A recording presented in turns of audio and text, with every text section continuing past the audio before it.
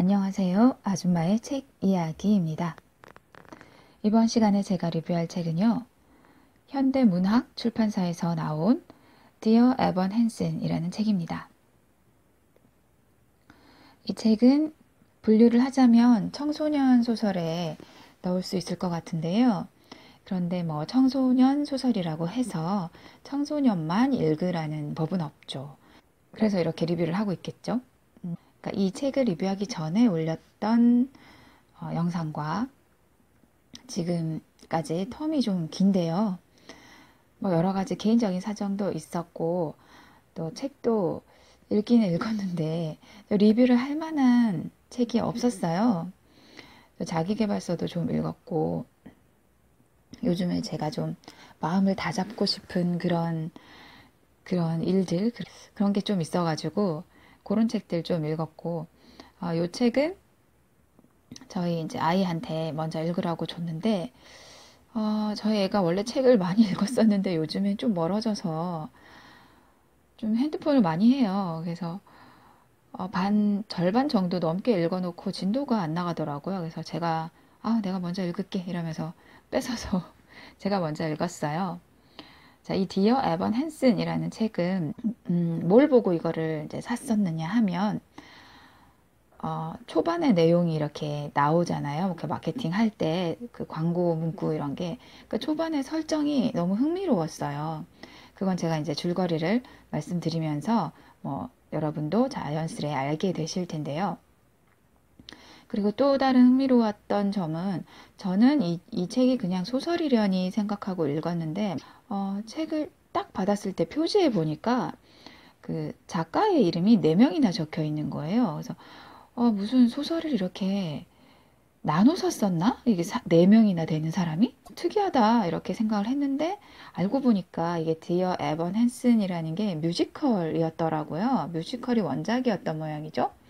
뮤지컬에 대해서 좀 아시는 분은 아실 텐데 저는 몰랐어요. 뮤지컬 원작자들의 이름까지 다 넣고 뭐 소설화 시킨 그런 책인가 봐요. 근데 소설도 뭐 뮤지컬은 잘 모르겠지만 뭐 소설이 꽤 괜찮습니다. 구성도 괜찮고요. 그리고 청소년의 시점에서 자기의 어떤 감정 변화, 어떤 상황의 변화 이런 거를 묘사하는 것도 굉장히 사실적이에요. 그래서 이제 제목이 디어 에번 헨슨이니까 이 에번 헨슨이 어떤 사람일지 궁금해지실 텐데요. 그리고 또 디어가 붙어 있다 보니까 편지글일 거라는 느낌이 들잖아요. 이 책이 전체가 편지는 아니지만 편지가 아주 중요한 어떤 소재, 모티브 뭐 이런 게 되는 건 맞습니다. 그래서 책 표지 얘기를 먼저 해볼게요. 이 책은 전체적으로 파란색인데 이제 녹색이 좀 들어간 청록색이라고 하나요?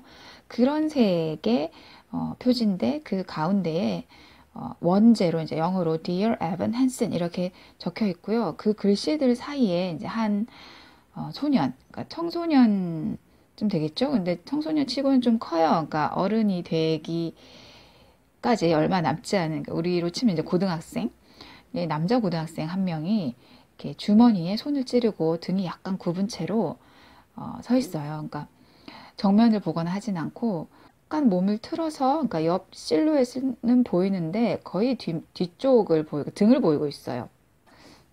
딱 이 자세만 봐도 뭔가 멋진 일이 일어날 것 같지는 않다. 그러니까 이 아이에게 현재는 그렇다. 그런 생각이 듭니다. 자, 이쯤 해서 이제 책 얘기를 해 드리도록 하겠습니다.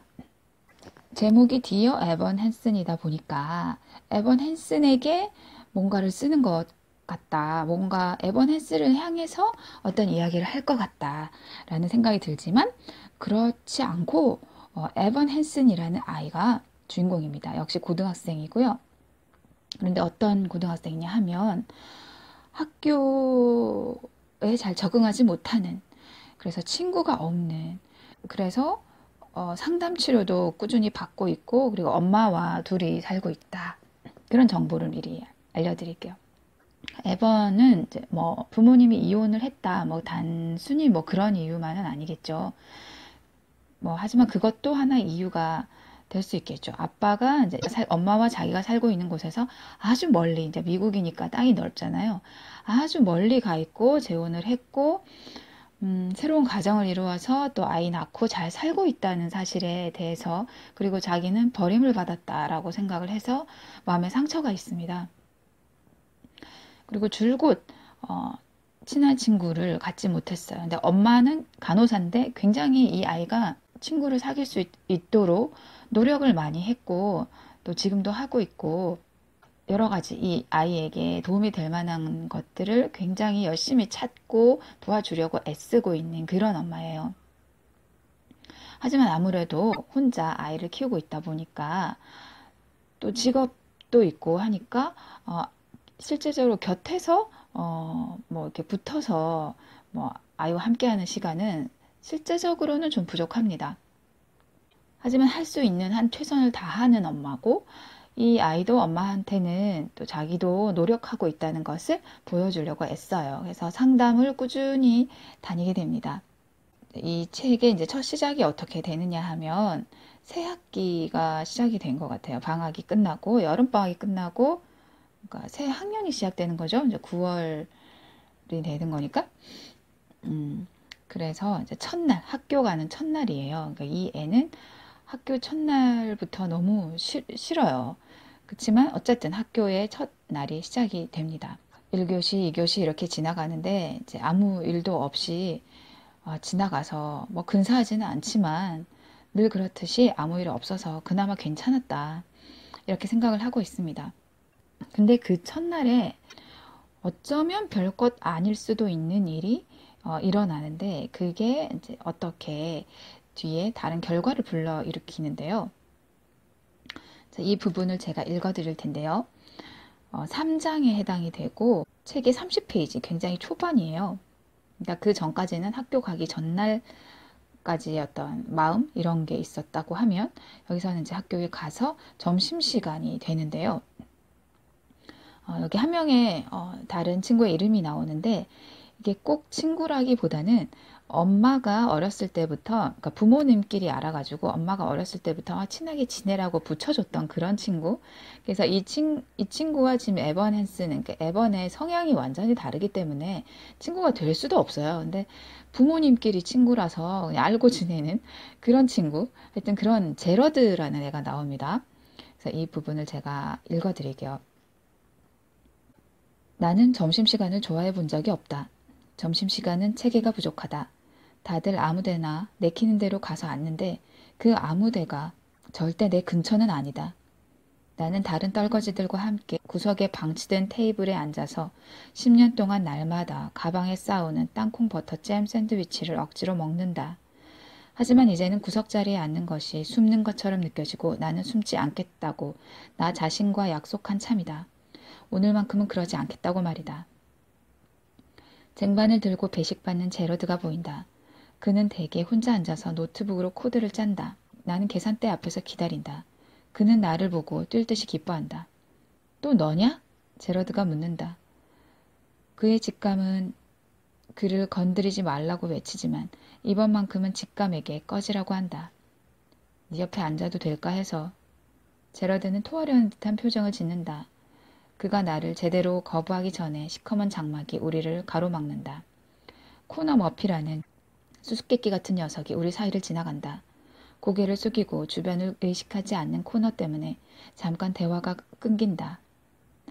제러드와 나는 그 뒷모습을 바라본다. 바뀐 머리 길이가 마음에 드네. 제러드가 중얼거린다.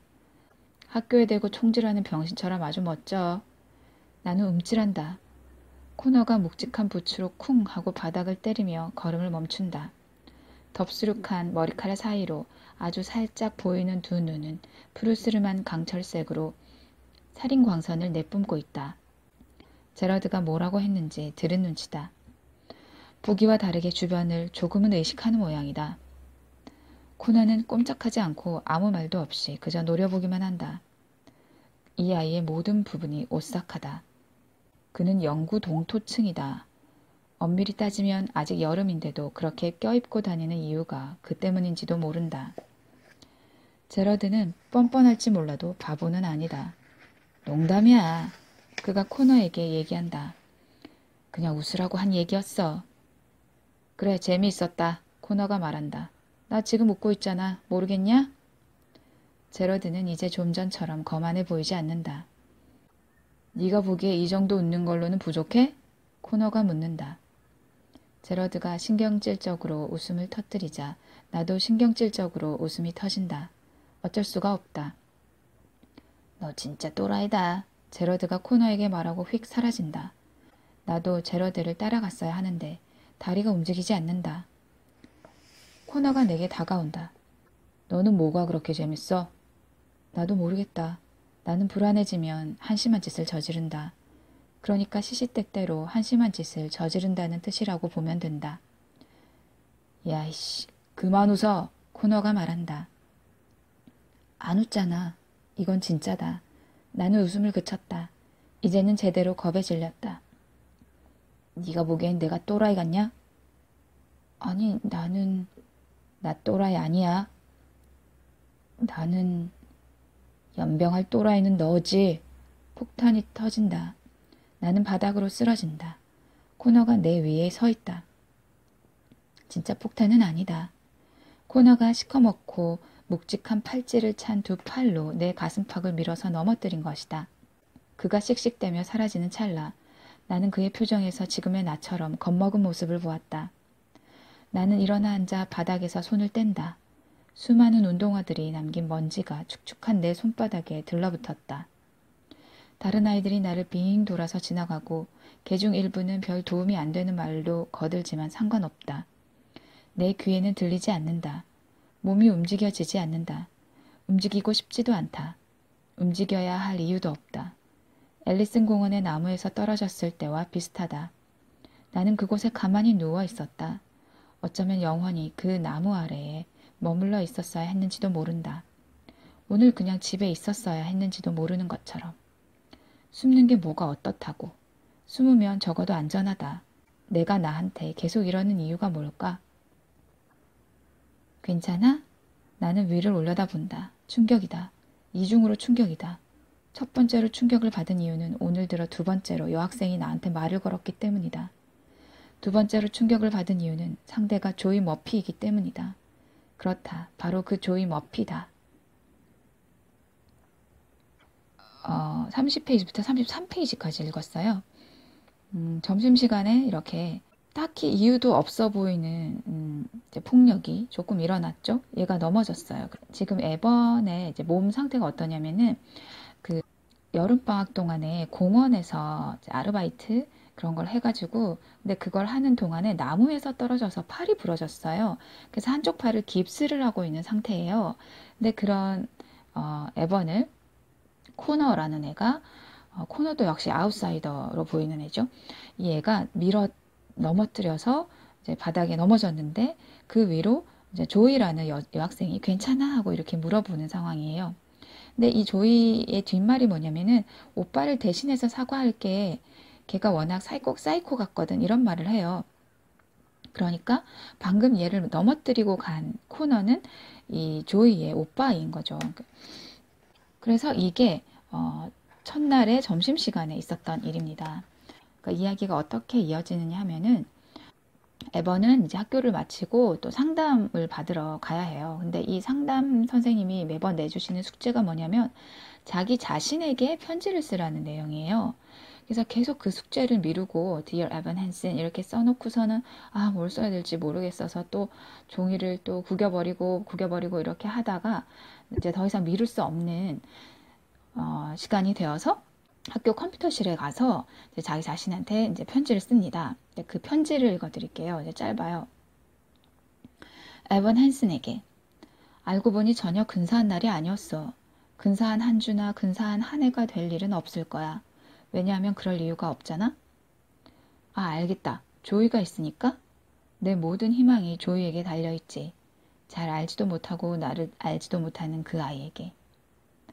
하지만 그 애를 안다 한들 그애에게 말을 한다 한들 정말로 말을 한다 한들 달라지는 건 아무것도 없을지 몰라. 모든 게 달라졌으면 좋겠다. 나도 마음을 붙일 때가 있었으면 좋겠다. 내가 하는 얘기에 무게가 실렸으면 좋겠다. 인정할 건 인정하자.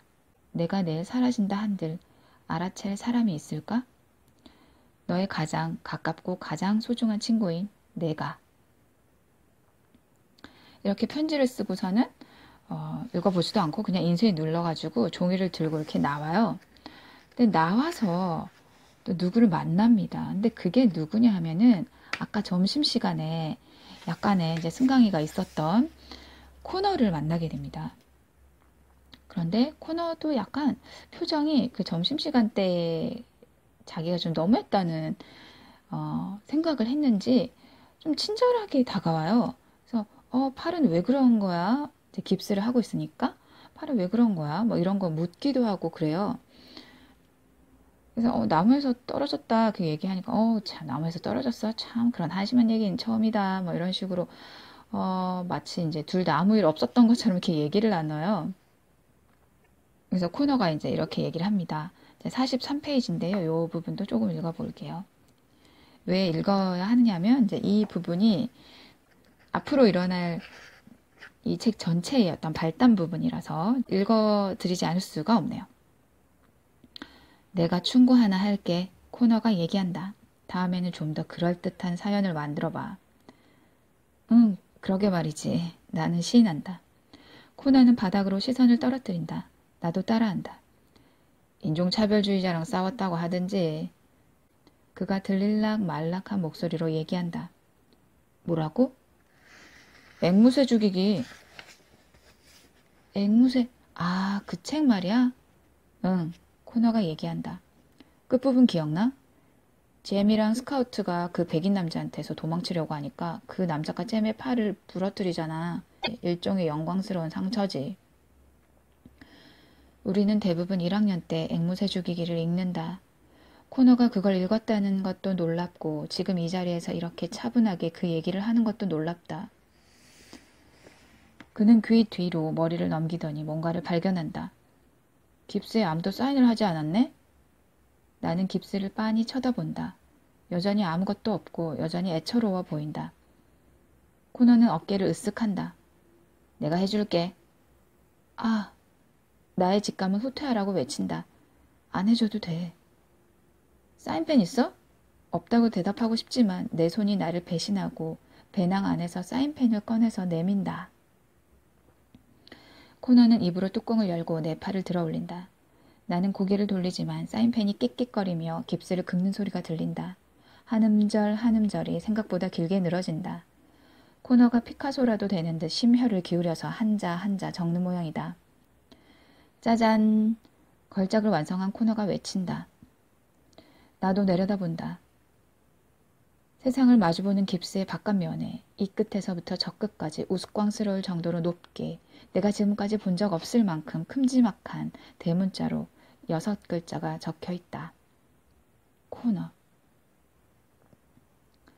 네, 그러니까 CONNOR 이렇게 적혀 있습니다. 여기까지는 괜찮게 둘 사이가 괜찮아지나 보다. 그리고 둘 다 좀 책을 좀 읽는 애다. 어쩌면 둘 다 아웃사이더이긴 하지만 둘이 통하는 부분이 있을 수도 있겠다. 여기까지 왔을 때 반전이 일어나는데요.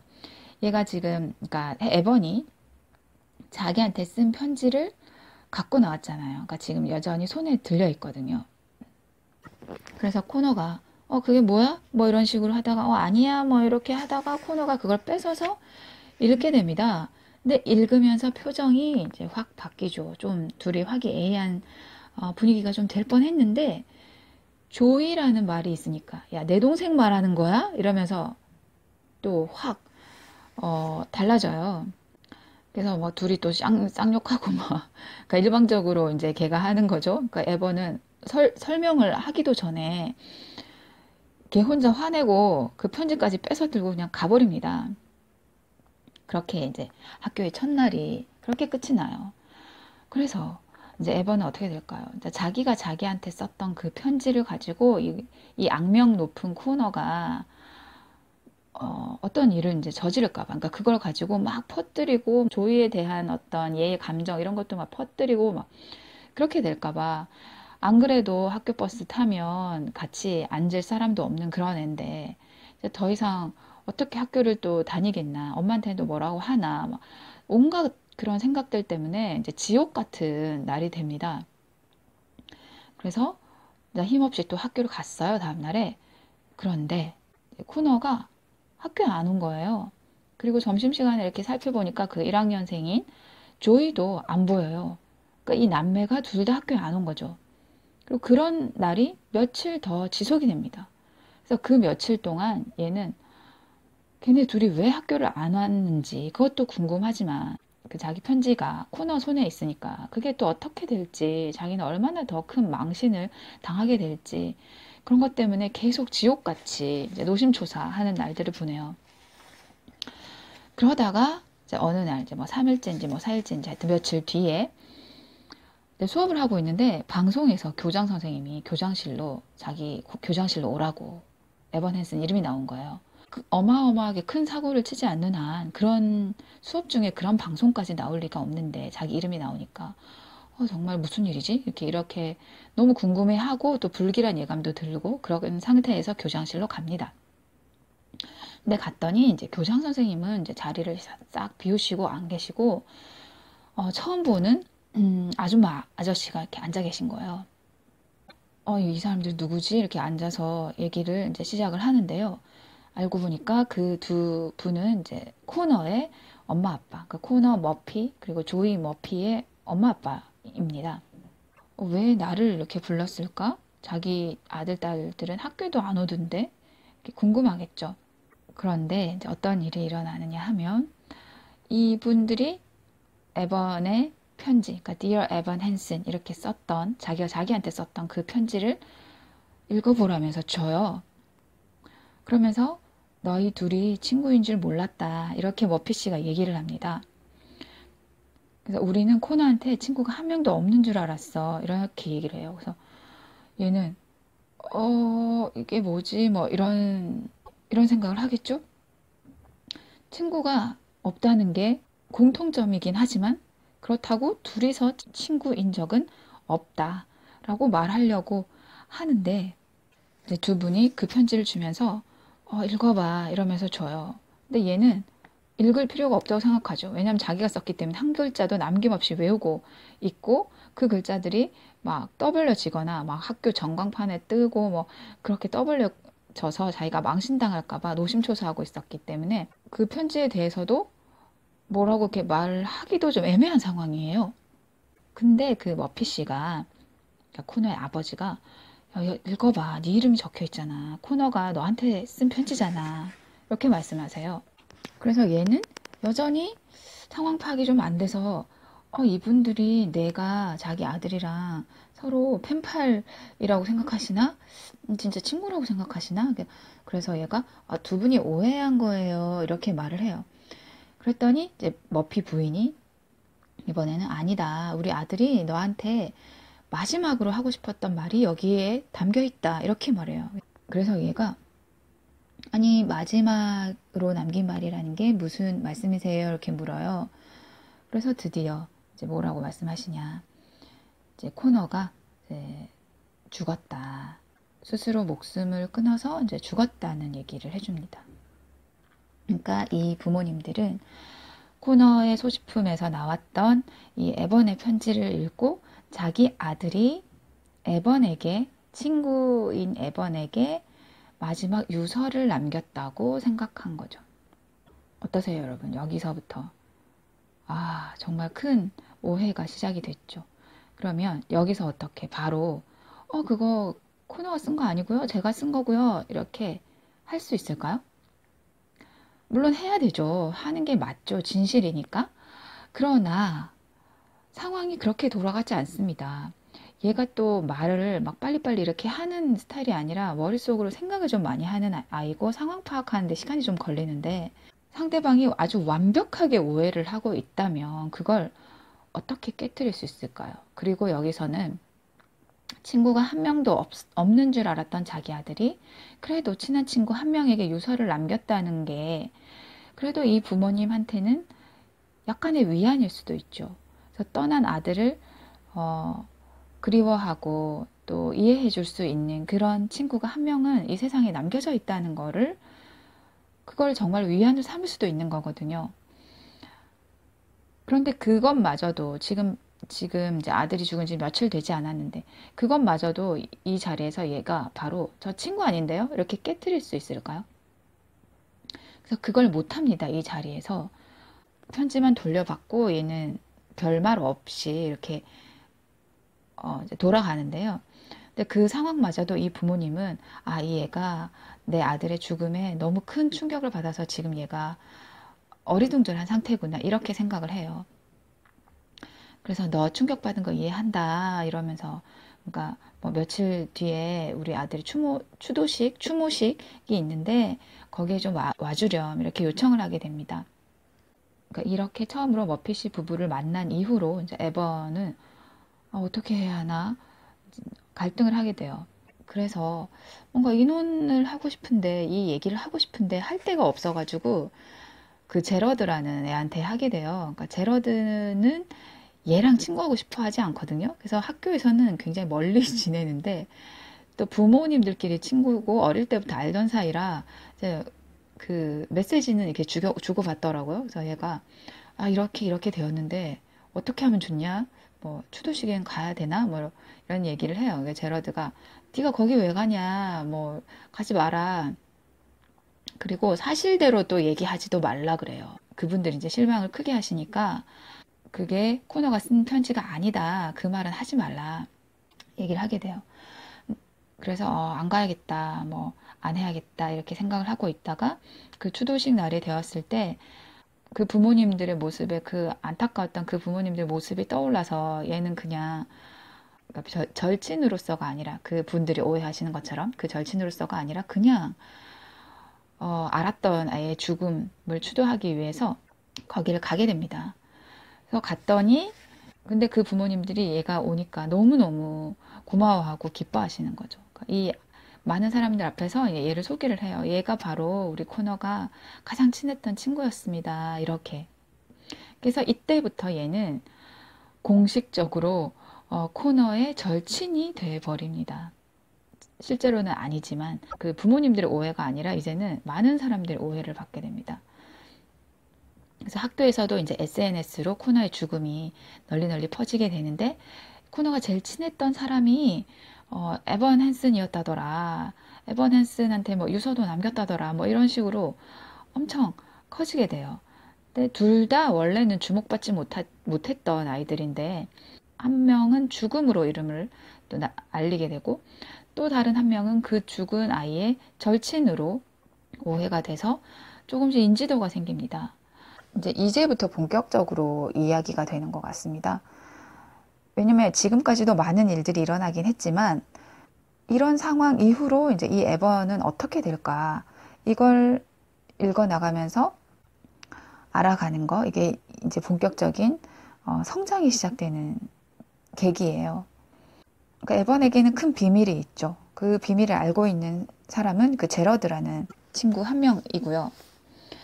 모든 사람이 이제 에번을 오해하고 있습니다. 그런데 이제 여기서 이렇게 사그러드는 게 아니라 학교에서는 어떤 일이 일어나느냐 하면은 살아있을 때는 우리가 잘 챙겨보지 못했지만 그 코너라는 친구가 자살을 함으로써 우리가 그 코너를 알게 되었다. 그러니까 그 마음속에 뭔가 삶을 놓고 싶은 그런 혼란 이런 게 우리는 다 있다. 제2의 코너, 뭐 제3의 코너가 나오지 않게끔 우리 모두가 누구 곁에 있어줘야 된다. 뭐 그런 이제 분위기가 일어요. 그래서 그런 거를 이제 주도하는 그러니까 사회운동 같은 거를 좋아하는 그런 또 다른 학생이 있는데 걔가 이제 에번에게 이제 코너 프로젝트를 만들지 않겠느냐 해서 뭐 홍보도 하고 또 기념품도 만들기도 하고 또 홈페이지도 만들어서 어려움을 겪고 있는 청소년들을 서로 잡아주는 그런 프로젝트를 하자라고 하게 돼요. 근데 에번도 거기에 들어가게 됩니다. 그리고 이 책은요, 이렇게 에번에게 일어난 일과 에번을 중심으로 이렇게 이야기가 흘러가지만 각 장의 끄트머리마다 뭐가 들어있느냐면 이제 이미 죽은 코너의 관점에서도 이야기가 서술되어 있어요. 그러니까 코너가 지금 유령처럼 에번에게 일어나고 있는 일을 곁에서 보는 것 같아요. 그러니까 뭐 호러스러운 건 아니고요. 추도식 이런 거에서 제가 왜 여기 왔지? 뭐 이런 거. 또 제가 언제부터 내 절친이래? 뭐 이런 거. 그래서 코너의 관점으로도 이렇게 서술이 되어 있어요. 근데 끄트머리로 이렇게 가다 보면은 에번도 변하지만 이미 죽음을 맞이한 코너도 변해가는 걸 볼 수가 있는데요. 글쎄요, 유령의 상태인 코너도 결국은 이제 성장을 해내죠. 근데 안타까운 건 그저 이제 살아있을 때가 아니었다는 거. 그래서 더 그게 마음이 아프게 좀 다가오더라고요. 그럼 이제 어떻게 되느냐. 그 코너 프로젝트가 엄청 커집니다. 그리고 이 에번에게는 어떤 재능이 있느냐면은 말을 잘 지어내요. 얘는 약간 작가적인 기질이 있는 아이예요. 그래서 글쓰기에서 입상도 하고 또 실제적으로 대학 진학을 그 글쓰기 쪽으로 하려고 알아보고 있는 중이고 그래서 좀 스토리텔링에 이제 재능이 있다 보니까 머핀의 가족 집에 가서 이제 초대를 받아서 가서 저녁 식사를 하는 날에 없었던 애초에 있지도 않았던 그 코너와 자기와의 일화들 그런 거를 막 자기도 모르게 막 늘어놓게 되고 그러니까 거짓말이 점점 불어나게 되죠. 그러나 사람들은 믿어요. 왜냐면은 얘 깁스에 코너가 남겨놓은 그 사인이 있잖아요. 그 코너라고 깁스에 적어줬던 거.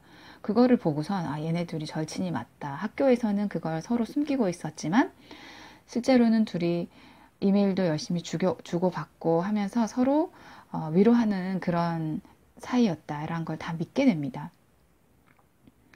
그래서 프로젝트도 점점 커져가고 또 뭐가 있느냐면 그 조이를 원래 얘가 좋아했었는데 조이랑도 사귀게 되고 그리고 또 머피네 그 부모님이 그러니까 코너의 부모님이 얘한테 얘 집안 사정을 알고는 대학에 가는 그 학비도 좀 대주겠다 그런 제안까지 하게 돼요. 근데 물론 엄마는 거절을 합니다. 엄마는 코너에게 친구가 있다는 것도 몰랐는데 물론 아닌데 친구 아닌데 어쨌든 몰랐는데 뒤늦게 알게 되거든요. 막 인터넷에 얘가 추도사 하던 그런 모습들을 막 떠돌아다니고 프로젝트가 커지고 하다 보니까 엄마도 자연스럽게 알게 됐는데 또 그 코너 부모님이 엄마까지 불러다가 기분 나쁘게 듣지 마시라 우리가 학비를 대주겠다 이렇게 얘기를 하고 그래서 엄마는 좀 화가 나요. 엄마만 아무것도 모르고 있었던 거잖아요. 그런 느낌이 들 거잖아요.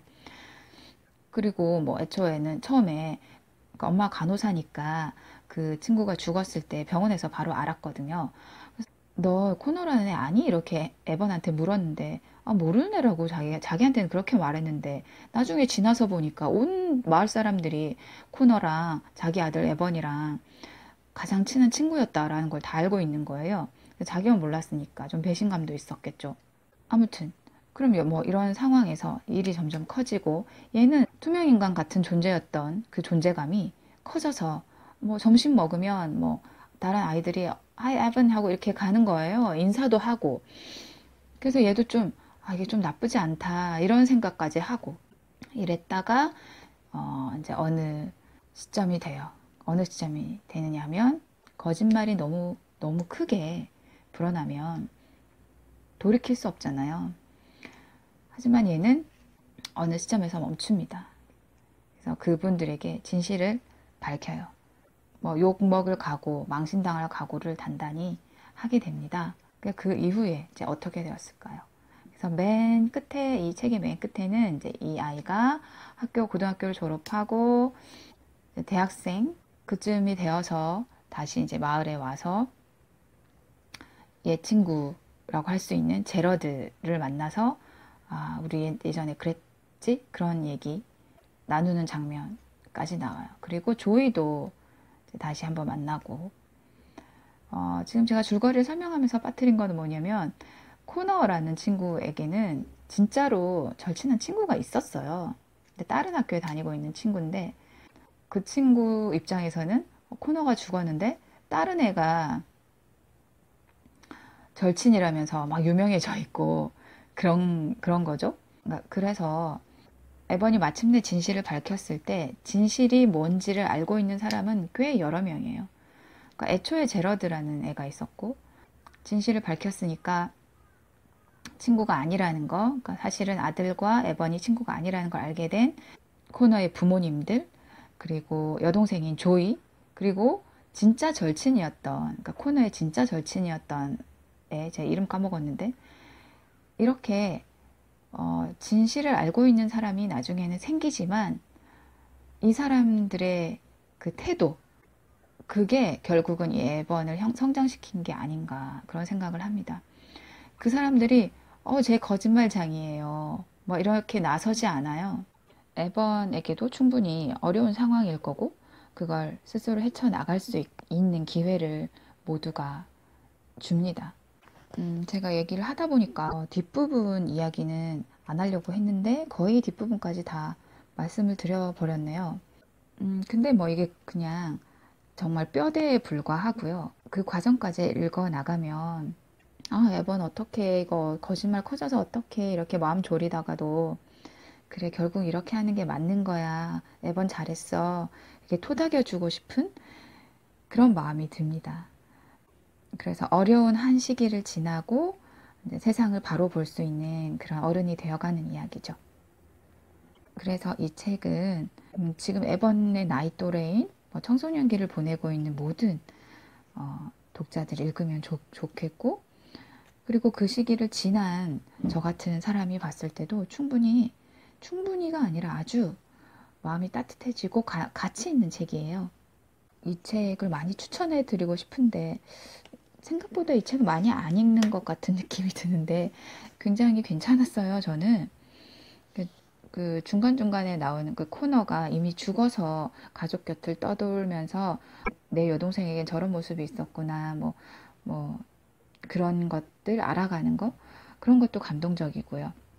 기회가 된다면 기회가 될지 모르겠지만 이 뮤지컬도 굉장히 궁금해지네요. 보고 싶은 생각이 듭니다. 네, 그래서 제가 오늘은 Dear Evan Hansen이라는 청소년 소설을 리뷰를 했고요. 많이 읽어보셨으면 좋겠습니다. 들어주셔서 감사합니다.